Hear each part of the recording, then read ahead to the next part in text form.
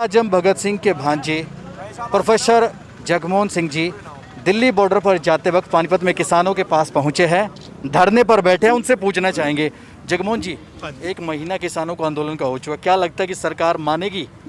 देखिए, मैं समझता हूँ कि जो हक की लड़ाई होती है ना, उसने जीतना होता है। तो वह है कि सरकार जितनी जल्दी ये समझ ले कि वो जो ये समझते थे कि सिर्फ आपने 5 साल के लिए अपने आप को गहने कर दिया अपने, और हम जो मर्जी चला लें उसमें, जैसे उन्होंने एजुकेशन का जो लाए वो नीति भी नहीं है, वो अपने कैबिनेट में पास किया और लोगों पे थोप दिया।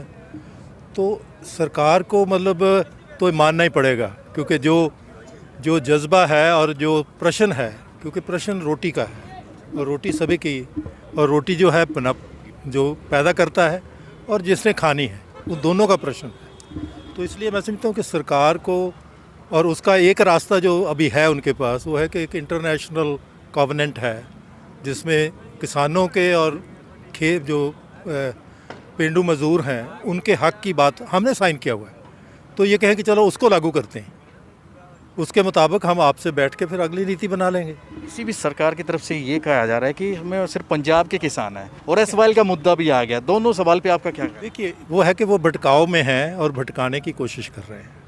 अगर सच्चाई देख के आप तो मतलब कुरुक्षेत्र के पास हैं। महाभारत में क्या था? धृतराष्ट्र आँखों से अंधा नहीं था, वो नीति से अंधा था, क्योंकि वो जो देखना नहीं चाहता था वो नहीं देखता था। और उसकी जो सबसे ज़्यादा उसको सलाह देने वाले थे वो उसकी महारानी थी।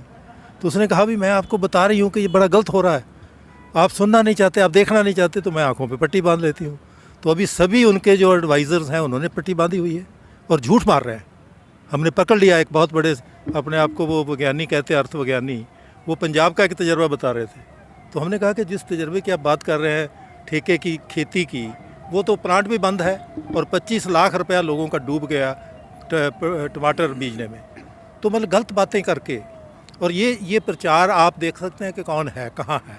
बीच का कोई रास्ता निकल सकता है, क्योंकि थोड़ा आप आगे आओ, थोड़ा सरकार आगे आती है, ऐसा कुछ हो सकता है? मैं एडवाइज़र नहीं हूँ, मूवमेंट अपने आप चलती है, लेकिन सरकार को मतलब ठीक नीति से आना चाहिए। मैं जो देख रहा हूँ कि सरकार अभी भी नीयत और नीति से नहीं आ रही।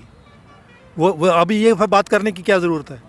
आपने पहले ये मान लिया कि मतलब 40 ऑर्गेनाइजेशंस हैं जो रिप्रेजेंट करती हैं, अब आप कहें कि ये रिप्रेजेंट नहीं करती, तो ये क्या नीति है? क्या लगता है सरकार? जी, पहले दिन ना मानते, अब जब उनको ये हक दे दिया, आपने मान लिया, अब भंडी प्रचार करने का क्या फ़ायदा है? क्योंकि भंडी प्रचार से वो अपना नुकसान करेंगे, लोगों का नुकसान करेंगे। ये भगत सिंह ने कहा था कि जब सामाजिक तरक्की रुक जाती है तो फिर पोशाखड़ी ताकतें जो हैं वो भारू होने की कोशिश करती हैं। कहते एक ही हदशा रहता है कि कहीं ज़्यादा नुकसान न कर दें। तो क्या लगता है सरकार मानेगी अब, क्योंकि प्रदर्शन को 1 महीना अभी? क्या लगता है आपको, उम्मीद है कुछ? उम्मीद? आखिरी सवाल। वो सब्र और सिद्क टेस्ट कर रहे हैं, तो लोग जो हैं गाँव से लेके तैयार हैं। मैं ये पिछला महीना गांव में घूम रहा था, मतलब गांव में, पंजाब में ही नहीं, बाहर भी। अब जब बंगाल का एक 11वीं क्लास का कक्षा जो लड़का है वो इंटरनेशनल डालता है, तो इसका मतलब कि संवेदना वहाँ भी है। और प्रश्न ये ऐसा है कि ये प्रश्न को आप नहीं एड्रेस करेंगे तो मतलब हल नहीं हो सकता।